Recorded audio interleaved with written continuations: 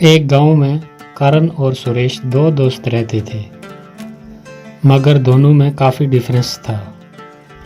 करण जहां एकदम गोरा और चालाक भी था और ऊपर से अमीर भी था, वहीं सुरेश एकदम काला कलोटा और ऊपर से सीधा साधा और हालात में गरीब भी बना दिया था। करण उसके कालेपन और गरीबी का बहुत मजाक उड़ाया करता था और करण को बीवी भी ऐसी मिली जो उसके घमंड को दुगना कर गई और उसने उसके कान बार बार के कि कैसे भी करके इस अपने गरीब काले दोस्त से पीछा छुड़ाओ। खुद तो एक अच्छे खासे मकान में रहते थे, वहीं सुरेश एक छोटे से मकान में अपनी पत्नी के साथ खुश रहने की कोशिश कर रहा था, लेकिन उसकी बीवी उसे खुश नहीं रहने देती थी। वो उसे गरीबी के ताने मार मार के हर दिन उसे अंदर से खोखला ही कर दिया था। एक दिन परेशान होकर सुरेश जंगल में बहुत दूर दूर निकल गया। रात भर जंगल में बिताने के बाद जब सवेरे उठा तो उसे पास में एक कुआं नजर आया। असल में ये जादुई कुआं था। सुरेश ने उस कुएं में अपने हाथ मुंह धोकर मन ही मन में बोला, काश मैं भी अपने दोस्त की तरह गोरा और अमीर होता।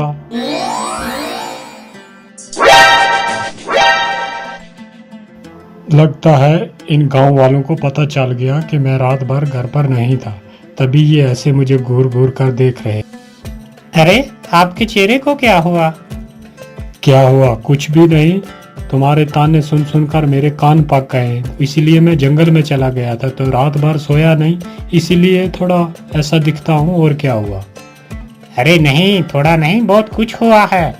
तुम तो अपने दोस्त से भी ज्यादा गोरे हो गए हो। क्या? ये कैसे हो गया? अरे ये तो चमकदार ही हो गया। मैं इतना गोरा कैसे हो गया अचानक एक रात में? फिर वो दिन भर सोचता रहा कि ऐसा चमकदार कैसे हो गया अचानक। फिर उसे उस कुएं की याद आने लगी और उस कुएं के बारे में पूरा दिन सोचता रहा कि ज़रूर कोई चमकदारी कुआं है वो। और यही सोचकर शाम को चुपचाप वो उसी जादुई कुएं के पास पहुंच गया और अपने हाथ पानी में डुबोते हुए बोला, आपने मुझे इतना गोरा बना दिया, थोड़ा दोस्त की तरह मुझे दान भी दे दो। ये बोलकर जब उसने अपने हाथ बाहर निकाले तो क्या देखता है कि दोनों हाथों में बहुत सारा सोना आ गया। फिर वो ये बात जाकर अपनी पत्नी को जब बोलता है तो वो यकीन ही नहीं करती, लेकिन उसके हाथों में इतना सोना देखकर उसे भी यकीन करने पर मजबूर होना पड़ा। फिर भी वो सुरेश से कहती है, सुरेश, जो मेरी शादी पे कंगन दिए थे वो कंगन कहीं खो गए हैं, तो तुम उस जादुई नदी में जाकर कहो ना, हो सकता है वो कंगन मिल जाएं। अरे जादुई कुएं में कैसे मिलेंगे जब हम वहाँ कभी गए ही नहीं। आज दिन तक मैं पहली बार गया हूँ जो वहाँ जादुई कुएं में खो गए हों या जंगल में खो गए हों। और बीवी की बात सुनकर वो फिर उसी जादुई कुएं के पास जाकर अपने हाथ डुबोकर पानी में कहता है, जब आपने इतना कुछ दे ही दिया है तो आप मेरी बीवी के कंगन भी दे सकते हो। ये कैसा चमकदार है? क्या ये जादुई कुएं आपका चमकदार है? हाँ बिल्कुल, मैं एक जादुई कुआं हूँ और तुम्हें जो चाहिए, जब चाहिए, जितना चाहिए, अपने लिए और अपने दोस्तों के लिए जो भी मांगोगे तुम्हें फौरन मिल जाएगा। आप सच कह रहे हैं? जादुई कुएं क्या? हाँ, लेकिन एक बात याद रखना, तुम अपने लिए या अपने दोस्त के लिए जो भी मांगोगे उसका तुम्हें दुगना दे दिया जाएगा। इस बात को अच्छे से याद रखना। अगर ऐसा है तो मेरा एक ही दुश्मन है और वो दोस्त है मेरा जिसके पास अच्छा मकान है।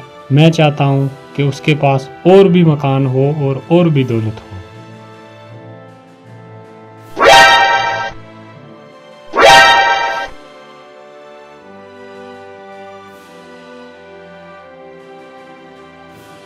इतनी बड़ी उपलब्धि, इतना गोरा रंग और ये बड़ा मकान इसके पास आया कहाँ से?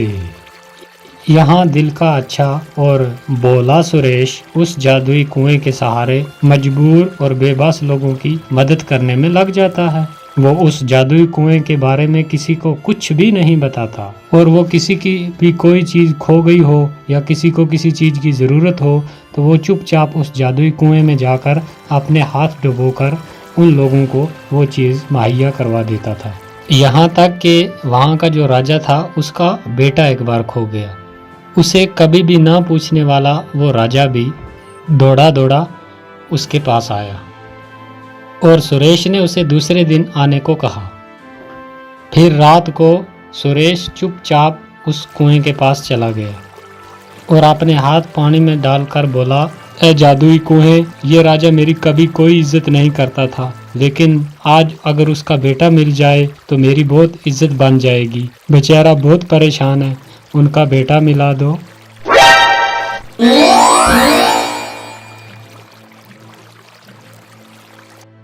राजा का बेटा मिलने के बाद तो फखर से सुरेश की छाती चौड़ी हो जाती है और उसके चर्चे पूरे गांव में फैल जाते हैं।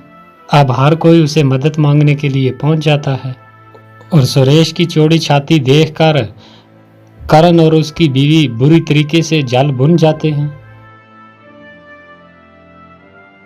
फिर एक दिन एक गांव के किसान की एक बकरी खो गई और वो बकरी किसान के बेटे को बहुत ज़्यादा प्यारी थी, जिसके दुख में वो बहुत बीमार पड़ जाता है।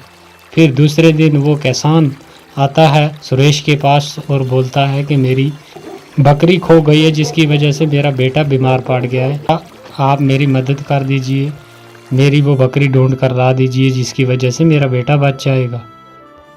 और सुरेश उसकी ये बात सुनकर उसे हौसला देता है कि आप फिक्र मत करें, कल सुबह आपकी बकरी आपके पास पहुंच जाएगी।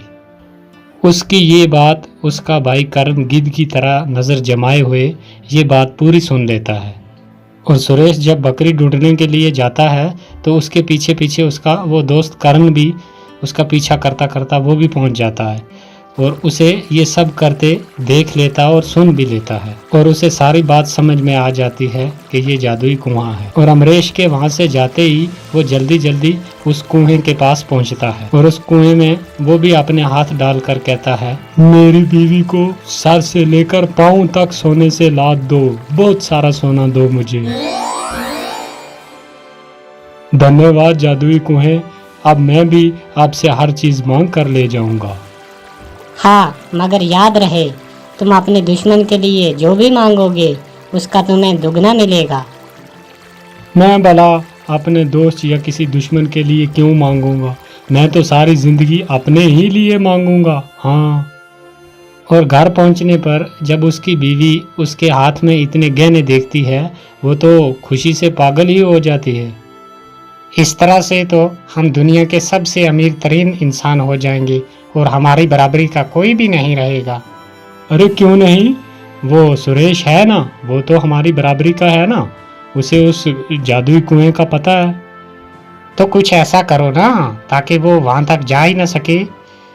क्या करूं, तुम ही बताओ, आज तक तो आप ही की मान कर चलता रहा हूं, आज भी कोई सलाह दे दो। तुम ऐसा करो, उसे अपाहिज कर दो ताकि वो वहां तक जा ही ना पाए, फिर सारे कुएं के मालिक हम खुद ही हो जाएंगे।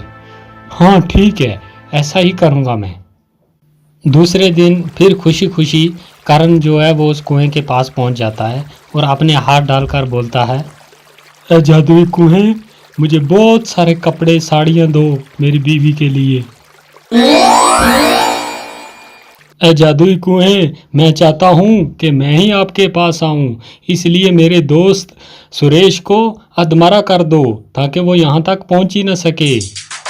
तुमने बहुत बड़ी गलती कर दी करण, मैंने पहले के दिन आपको बोला था कि तुम अपने दोस्त या दुश्मन के लिए जो भी मांगोगे उसका तुम्हें दुगना मिलेगा, और तुमने मांगा कि मेरे दोस्त को अधमरा कर दो, इसलिए तुम पूरे ही मारे जाओगे।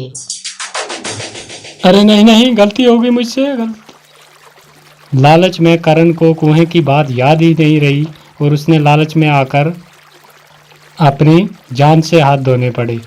तो दोस्तों, इस कहानी से हमें ये सीख मिलती है कि अगर तुम्हें किसी चीज़ से कुछ मिलने लग जाए तो उसकी कही हुई बात और उसके रूल जो है वो कभी ना भूले, वरना अपनी जान से भी हाथ धोना पड़ सकता है। तो ये थी दोस्तों आज की कहानी। तो आपसे रिक्वेस्ट है कि चैनल को सब्सक्राइब कर दें और वीडियो को जाते टाइम लाइक कर दिया करें ताकि हम दूसरी वीडियो आपके लिए जल्द अपलोड कर सकें।